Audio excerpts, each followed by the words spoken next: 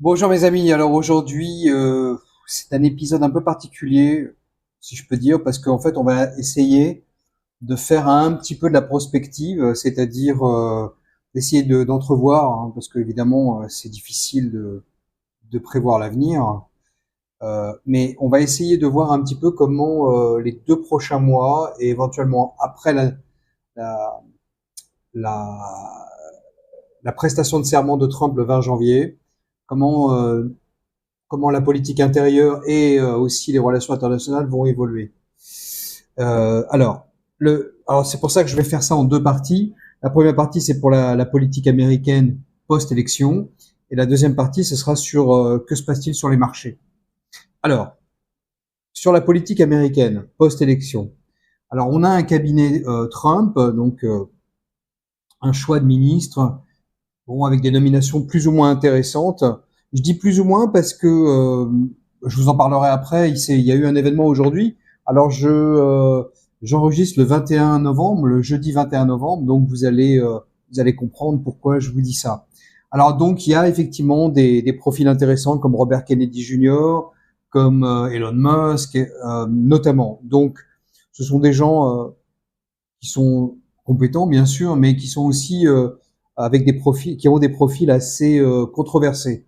Alors par exemple pour Elon Musk, on a parlé longuement de conflit d'intérêts parce qu'évidemment sa société SpaceX bénéficie de contrats du gouvernement. Donc comment peut-il nettoyer le gouvernement et en parallèle recevoir des contrats du gouvernement?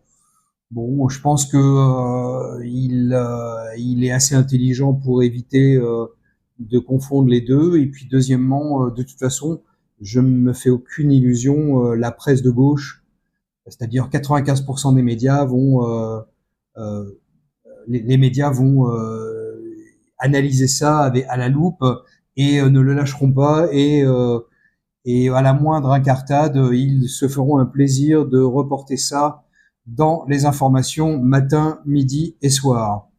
Alors, le seul problème, c'est qu'il y a une procédure constitutionnelle qui consiste à faire confirmer par le Sénat les nominations de Trump. Donc, tout ce que Trump a annoncé ces derniers temps devrait être confirmé par le Sénat. La deuxième, alors, la deuxième, le deuxième obstacle, c'est que il faut regarder aussi les couches intermédiaires. Le ministre, bon, il y a Trump, les ministres, et puis en dessous il y a les fonctionnaires, les hauts fonctionnaires, c'est-à-dire ceux qui vont effectivement appliquer la pression sur les rouages internes du gouvernement. Et là, on n'a pas encore trop de noms, mais effectivement, ce serait intéressant d'avoir une idée des profils. Alors évidemment, alors pour certains ministères, il y a des avocats de Trump. Bon, moi ça me dérange pas, hein. De toute façon, euh, la politique, c'est toujours une combinaison de copinage et puis de compétences. Et si quelqu'un est copain et compétent, pourquoi pas? Moi ça me dérange pas. Mais on verra à l'usage, parce que si Trump n'a pas assez de noms intéressants autour de lui, il va demander à d'autres personnes qui peuvent éventuellement euh, lui porter préjudice par la suite. On a vu lors de son premier mandat les nominations qu'il avait faites à- grâce aux suggestions de certains amis républicains qu'on appelle les rhinos, les Republican in name only, lui ont savonné la planche et l'ont critiqué par la suite. On fait des livres, des procès, etc., etc. Donc on peut voir à quel point la politique c'est un marécage et Trump n'y échappe pas d'une certaine manière. Donc si cette fois-ci il a compris les leçons du premier mandat, il fera très attention à ça. Sinon, on risque de retomber sur les mêmes problèmes que la première fois. Alors, le troisième obstacle, c'est que comme les républicains ont gagné la majorité au Sénat, ils ont élu euh,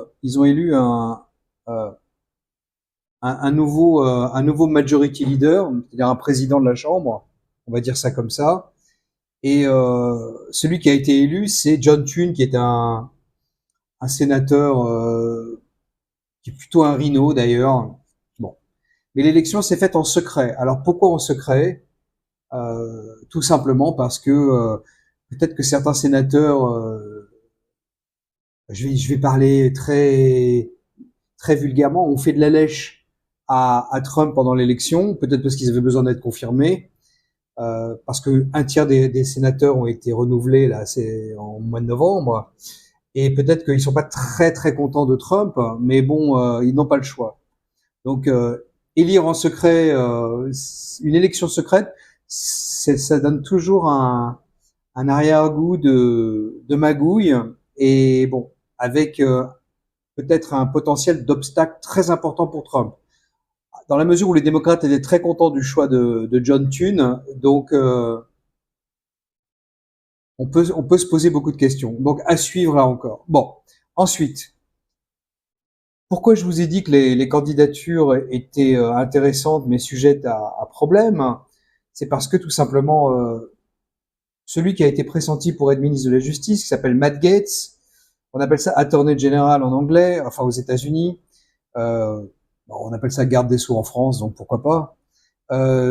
Finalement, il a aujourd'hui, c'est pour ça que je vous ai donné la date, il a aujourd'hui annoncé qu'il renonçait à ce poste parce que il ne veut pas être une distraction pour Trump. Et évidemment, alors je vais vous expliquer pourquoi. Alors d'abord, Gaetz est un avocat, un avocat, un Floridien, un soutien de Trump, mais il est sujet à polémique pour des questions d'harcèlement ou de mauvaise conduite sexuelle. Bon, faut se rappeler que Trump a subi les mêmes accusations dans le passé, donc attention à ce genre de choses. Hein. On connaît l'impact de MeToo aux États-Unis, ça a été assez catastrophique, avec des fausses accusations par des femmes qui étaient pilotées par des féministes radicales ou alors par la gauche américaine. Donc méfiance. Alors,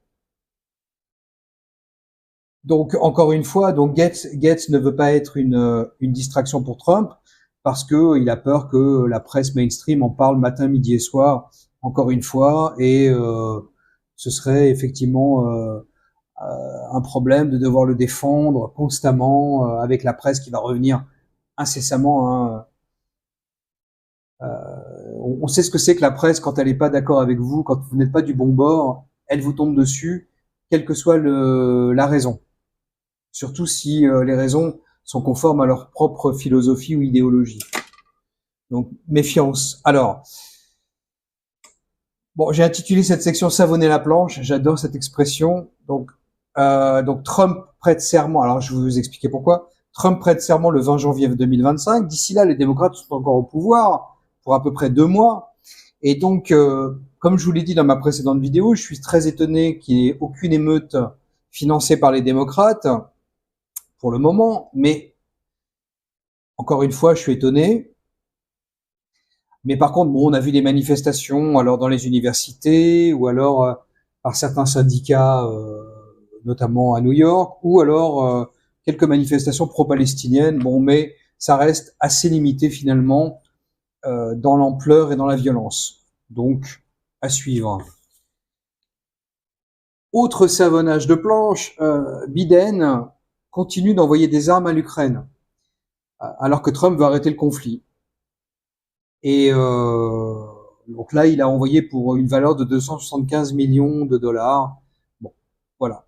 Alors, Biden a également, et ça c'est un petit peu plus controversé, Biden a également autorisé l'Ukraine à utiliser des missiles de longue portée américains, des missiles américains de longue portée, pardon, afin de frapper le territoire russe directement. Alors, bon, le contexte a été assez bizarre. Ça a été annoncé par Biden lors du G20 au Brésil. Alors on voit l'image, hein, c'est derrière Biden, il y avait la jungle amazonienne. Il avait ses lunettes de soleil de travers comme ça, c'était assez drôle.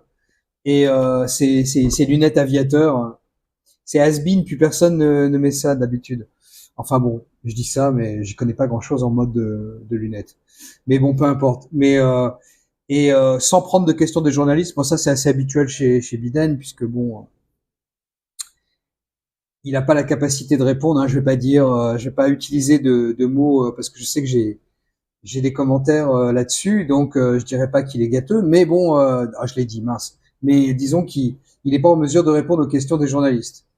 Voilà. Alors, et qu'est-ce qui s'est passé immédiatement? Donc, l'Ukraine a lancé effectivement un ou des missiles en Russie, mais a détruit une usine d'huile alimentaire. Alors, quelle est la qualité stratégique d'une usine d'huile alimentaire? Je sais pas, il faudrait peut-être demander à Monsieur Zelensky. Bon, en tout cas, alors que Zelensky a plusieurs fois affirmé euh, publiquement qu'il voulait négocier avec Monsieur Poutine. Bon, alors qui est à la manœuvre avec cette histoire d'autorisation d'utiliser des missiles à longue portée? euh, Est-ce que c'est le Pentagone? Est-ce que la CIA? Est-ce que c'est la CIA?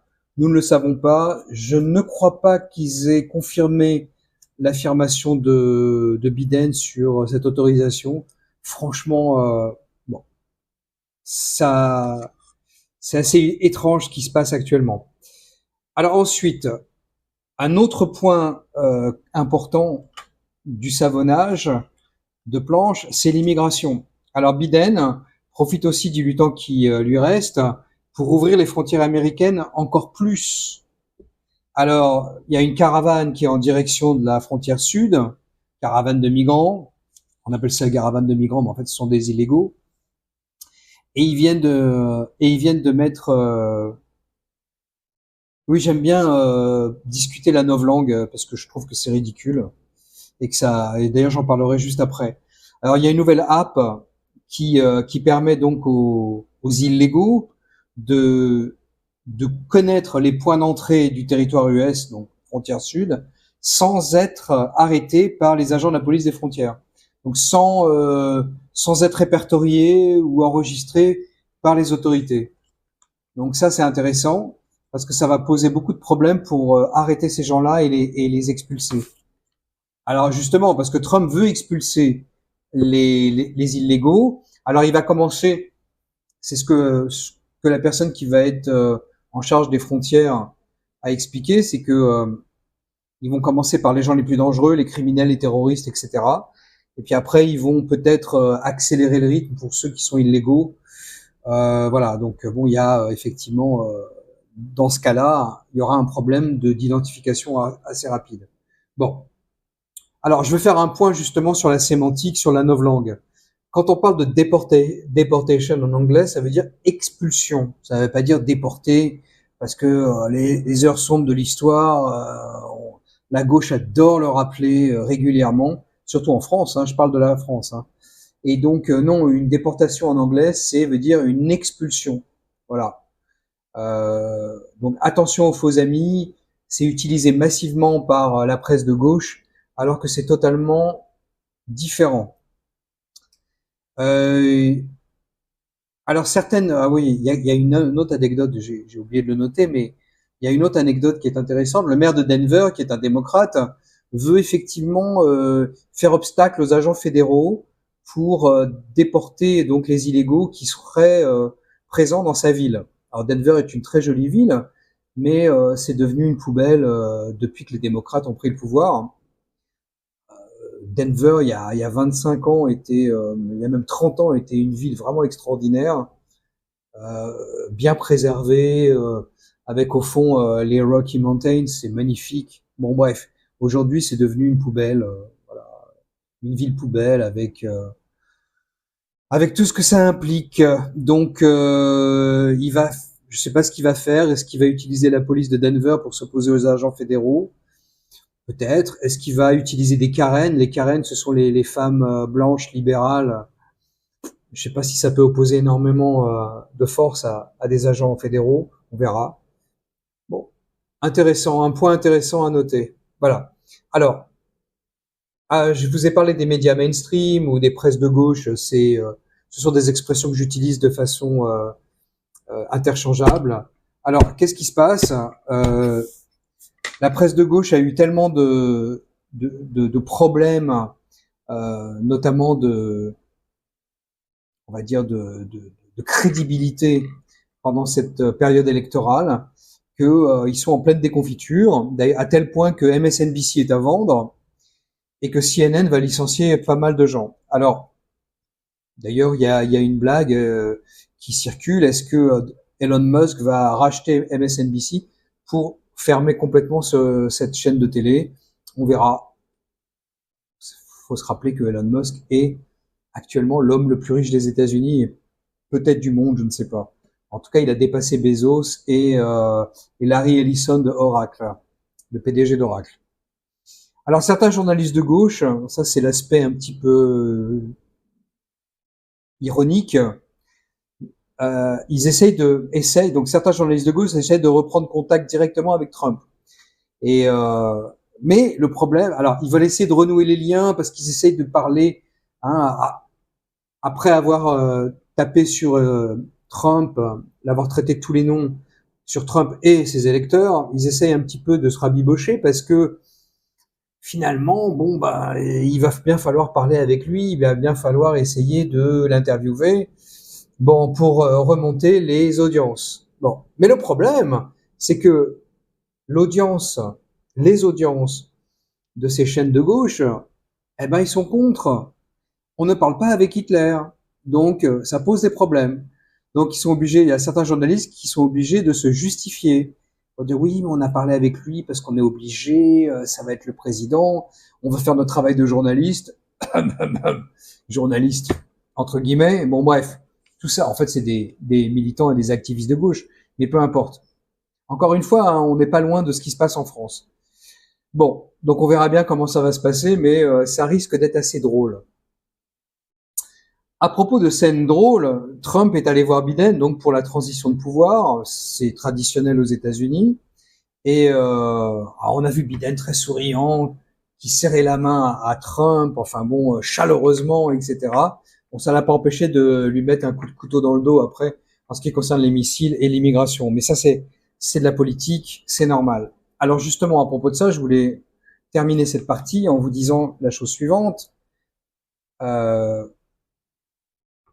Biden a exprimé plusieurs fois, Biden et ses alliés, les démocrates, que Trump était Hitler, que c'était la fin de la démocratie, qu'il allait être un dictateur. Mais on peut, en même temps, quand il gagne, le recevoir chaleureusement. Alors qu'est-ce que ça veut dire? Que les politiques ne croient absolument pas à ce qu'ils disent. Donc quand ils vous disent quelque chose, ils n'y croient pas. Donc arrêtons, je dis arrêtons de voter pour des gens qui ne croient même pas en ce qu'ils disent. Donc comme, alors je vais vous donner un exemple très simple, quand Monsieur Barnier explique à propos de l'accord du Mercosur que il va tout faire pour sauver les agriculteurs, il faut pas le croire. Il va rien faire. Un, parce que il peut rien faire, même s'il voulait, il pourrait rien faire à cause de l'Union européenne. Et deux, il est lui-même un agent de l'Union européenne c'est un super européiste. Donc voilà. Donc ne croyez pas aux paroles des politiques. Ce serait une erreur. Alors, bonne transition. Que se passe-t-il sur les marchés? Là, je parlais du Mercosur. Bon, alors l'effet post-Trump, c'est que la bourse et les crypto-monnaies sont montées très largement. Mais avertissement, attention.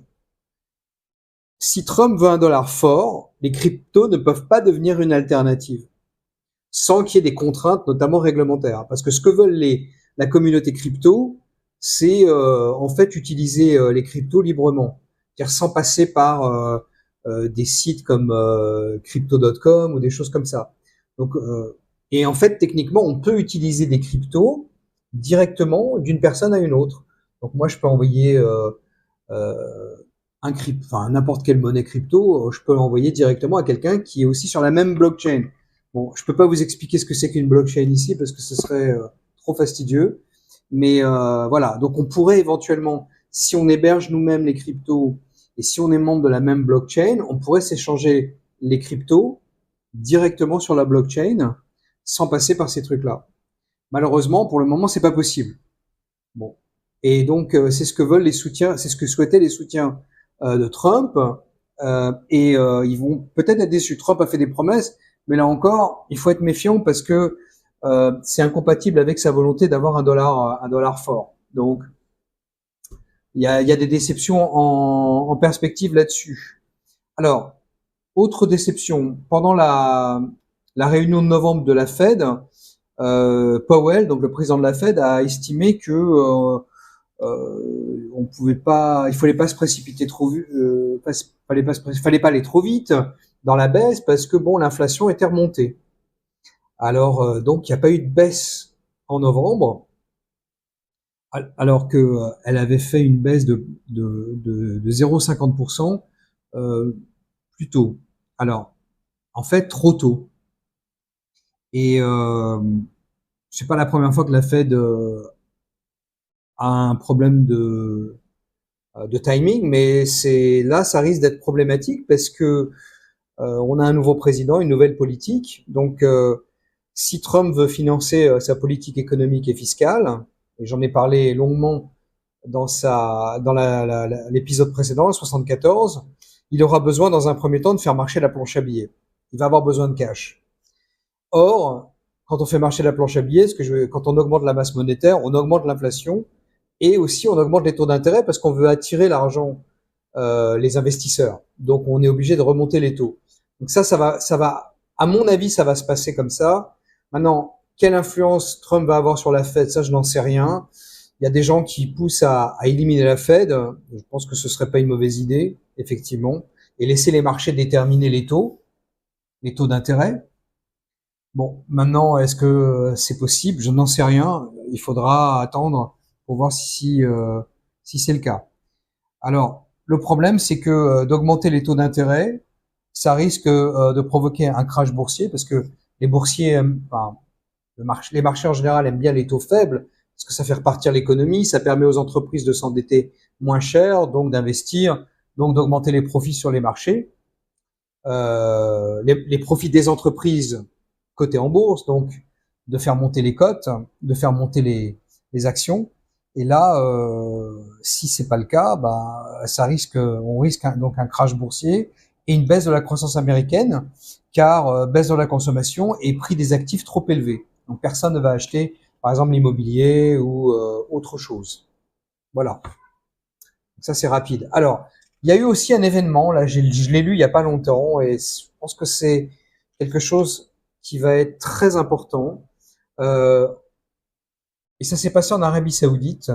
La Chine a levé pour 2 milliards de dollars d'obligations sur le marché saoudien. Alors, un chiffre important, 2 milliards de dollars, c'est rien du tout, d'accord? C'est juste un galop d'essai. Mais ça a été souscrit plus de 20 fois. Ça veut dire qu'il y a eu 20 fois plus de demandes que d'offres. Ça veut dire que les Saoudiens étaient très intéressés par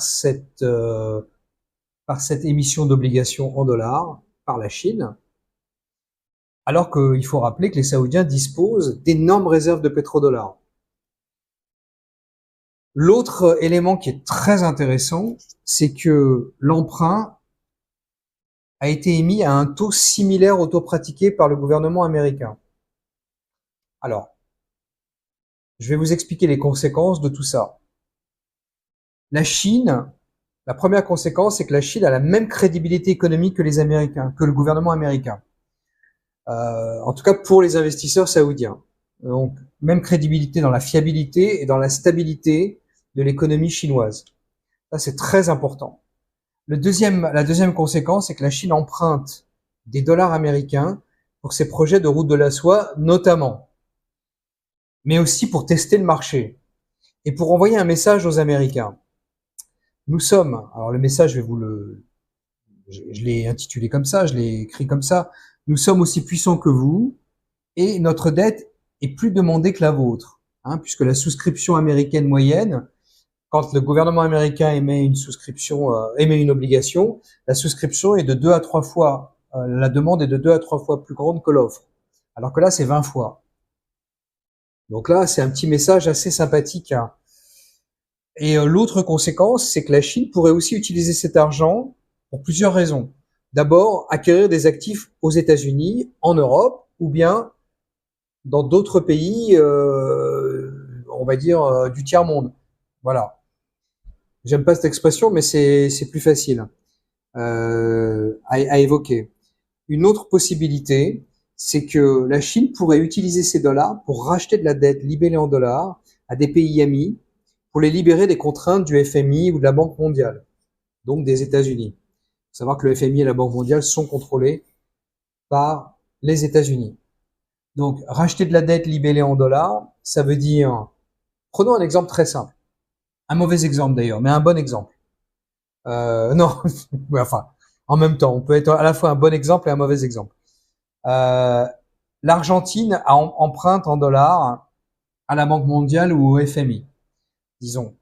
Et la Chine veut aider l'Argentine, alors que bon, Milei est pas du tout copain avec les Chinois, mais peu importe. C'est pour ça que j'ai dit que c'était un mauvais exemple. Eh bien, la Chine pourrait venir dire à Milei, écoute, je te rachète ta dette en dollars du FMI, tu te débarrasses d'eux, et en contrepartie, toi, tu vas m'emprunter des yuan, parce qu'on fait beaucoup de business entre nous en yuan. Donc voilà, donc tu vas t'endetter en yuan vis-à-vis de moi, et comme ça, tu vas me rembourser en m'exportant de la viande, des céréales, d'autres matières premières, et comme ça, on va faire nos comptes entre nous. Voilà, sans passer ni par les Américains, ni par le FMI ou la Banque mondiale. Bon, alors évidemment, c'est pour ça que je vous ai donné ça comme bon et mauvais exemple, parce que c'est effectivement comme ça que ça risque de se passer entre la Chine et d'autres pays. Donc attention. Alors à propos de Milei, alors Milei est allé au G20, donc j'en ai parlé tout à l'heure, et donc il a serré la main à Lula. Lula était l'hôte du G20, mais bon, quand ils ont pris la photo, il l'a pas pris par la main ou quoi que ce soit, alors que bon, on voyait comment Macron faire la bise, étreindre amoureusement Lula, qui est un communiste et un corrompu, mais ça, bon, je sais que Monsieur Macron est très tactile, mais bon. Il y a quand même des choses à pas faire. Et Millet, lui, est resté très distant. Il lui a serré la main et c'est tout. Il n'a pas fait de hug, il l'a pas pris dans ses bras, il l'a pas embrassé, il l'a pas pris par l'épaule ou par la main ou par le bras. Il est resté à distance. Regardez les vidéos, ça tourne sur Google, sur YouTube et sur X. Vous verrez la différence de comportement entre deux chefs d'État. Un qui est tactile et un qui est rationnel. Voilà. Je vous dirai pas qui est qui, mais bon. Bon, en tout cas, Millet, lui, réussit une politique économique euh, beaucoup plus ambitieuse que ce qu'aucun pays européen ne rêverait de faire, soit dit en passant. Alors, à propos des missiles américains qui atterrissent en Russie sur des usines d'huile alimentaire, alors certains commencent à paniquer. Ouais, on est à la veille de la Troisième Guerre mondiale, etc. Bon, moi je dis pas de panique. Pourquoi? Tout simplement parce que les Chinois sont des marchands et n'ont aucune intention d'envahir un pays, y compris Taïwan. En tout cas pour le moment. Donc pas de panique, restez calme et, et faisons tous preuve de rationalité parce que les acteurs étatiques sont en théorie rationnels. C'est pas le cas des individus, mais toujours, mais les acteurs étatiques, parce qu'il y a des balances entre pouvoir à l'intérieur d'un État, d'un acteur étatique, et donc il y a quand même quelque chose de raisonnable qui en sort. C'est pour ça que pendant la guerre froide, les Américains et les Russes ne se sont pas échangés des missiles nucléaires. Et ça changera pas même avec ce que vient de décider Biden. Je pense que c'est une provocation. Euh, Poutine est un mec, bon, il est critiquable sur plein de trucs, mais il est relativement rationnel et donc à suivre. Mais bon, c'est vrai que si on pousse trop le bouchon, les Russes risquent de s'énerver un petit peu quand même. Bon, ensuite, un autre thème qui fait sourire, c'est que les célébrités américaines, certaines célébrités américaines, quittent les États-Unis après l'élection de Trump. Alors tout le monde s'en fout, hein, je vais utiliser un terme, mais cela va faire repartir les officines spécialisées en expatriation. Et il y en a de plus en plus sur Internet, on peut voir des vidéos très intéressantes de gens qui vendent leurs services, à prix d'or d'ailleurs, bien leur en face. Alors j'en parlerai dans un prochain épisode, car c'est une industrie qui est très intéressante à évoquer, et je sais qu'il y a beaucoup de gens qui sont intéressés par l'expatriation, donc il y a des choses à éviter, et il y a des gens à éviter surtout. Alors, l'économie américaine est en phase de transition rapide, due à l'élection de Trump et aux agissements des démocrates. Alors, c'est difficile d'y voir clair, mais il y a une chose qui est certaine, c'est que l'inflation augmente. J'avais fait toute une vidéo sur l'inflation, je ne vais pas reprendre là-dessus, mais oui, on voit une réaccélération de l'inflation et ça risque de poser des très gros problèmes à Trump. Donc on verra ça un peu plus tard. Et pour finir, alors c'était hier ou avant-hier, j'ai vu l'essai du Starship de SpaceX de Musk. Alors on voit le super booster qui décolle, c'était au Texas. Trump y a participé, d'ailleurs il a été invité par Musk. Et on voit le Starship. Alors Starship c'est quoi? C'est un véhicule habité qui va probablement être modifié pour aller sur Mars. Donc ça c'est le grand truc de Musk. Bon, il faut pas trop s'exciter parce qu'on est loin, loin, loin d'être prêt là-dessus. Mais ce qui est intéressant, c'est de voir à quel point une entreprise privée comme SpaceX est capable de faire des choses assez rapidement et pour des prix beaucoup moins élevés que ce que pourrait demander la NASA. Alors à ce titre, c'est assez indicatif. Euh, la NASA, donc qui est une agence gouvernementale, et Boeing, qui est aussi, hein, on a reproché à Musk d'avoir des contrats du gouvernement, mais Boeing aussi a plein de contrats du gouvernement. Ils sont incapables de faire tout ça, incapables. Alors on voit le booster qui atterrit verticalement sur le terrain d'atterrissage, c'est vraiment très impressionnant à voir. Et alors que bon, la NASA ne sait pas le faire et Boeing avait des problèmes avec la capsule de retour. Hein. Il y a des astronautes qui sont bloqués depuis 6 mois dans l'espace parce que Boeing a fait du très mauvais travail. Encore une fois, on voit que la politique de diversité a beaucoup, beaucoup, beaucoup d'inconvénients. Ce qui n'est pas le cas chez SpaceX où on prend les meilleurs, quel que soit leur sexe ou leur couleur de peau. Alors, donc voilà, donc c'est pour ça que on voit que SpaceX, avec les mêmes contraintes réglementaires que Boeing, mais avec plus de flexibilité, est capable de faire beaucoup mieux que ces entreprises. D'ailleurs, il y a des rumeurs qui indiquent que Boeing pourrait faire faillite. Je ne sais pas si c'est vrai, mais c'est possible. Alors, dernière petite news, je sais que j'ai dépassé mon temps, mais c'est pas grave. Petite polémique entre Bezos et Musk. Bezos aussi a une petite société de lancement de fusées et de satellites qui s'appelle Blue, je crois, si ma mémoire est bonne. Bon, peu importe, c'est pas très important. Et Musk aurait dit que Bezos aurait débiné Trump en disant qu'il n'était pas capable de gagner l'élection, etc. Alors Bezos a répondu sur Twitter en disant que c'est 100% faux, mais on sent que Musk est en train de tacler. Alors il veut se battre avec Zuckerberg en combat sur un ring. Zuckerberg, c'est le PDG de Meta, donc de Facebook, de Instagram, etc. Donc on sent qu'il y a dans la Silicon Valley un petit mouvement un peu plus viril que ces nerds qui sont derrière leurs ordinateurs et qui ont des têtes pas possibles, comme un peu comme Bill Gates. Donc on voit des mecs qui sont beaucoup plus physiques, on va dire ça comme ça. Ah, ils maîtrisent bien les lois de la physique, mais aussi leur physique, en tout cas en ce qui concerne Musk. Donc ça va être assez intéressant à voir, mais toute compétition est très saine. Et je pense que c'est plus par esprit de compétition qu'autre chose que Musk lance des défis à Zuckerberg et à Bezos. Voilà, Bezos est un hypocrite de toute façon. Il a quitté Washington State, l'État de Washington, qui taxe comme pas possible pour s'établir en Floride, à Miami, où il a racheté je sais pas combien de terrains pour faire une mansion, une superbe baraque. Bon, donc Musk a raison de provoquer, et d'autant que Bezos c'est pas l'homme le plus riche. Il était l'homme le plus riche des États-Unis jusqu'à début de l'année, mais c'est terminé, c'est dépassé par Musk.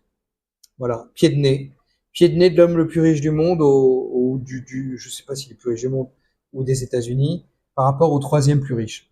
Voilà. Sur cette note humoristique, je vous souhaite une bonne semaine.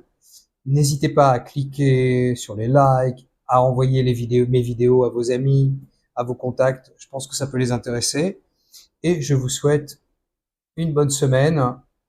Apparemment sous la neige, je vois ça à Paris. Nous, on a une vague de froid qui va aussi arriver sur le nord-est des États-Unis et avec un peu de froid, je regarde le ciel. Pour l'instant, on a un beau ciel avec 27 degrés, mais ça risque de changer. Sur ce, à bientôt mes amis. Merci pour votre attention.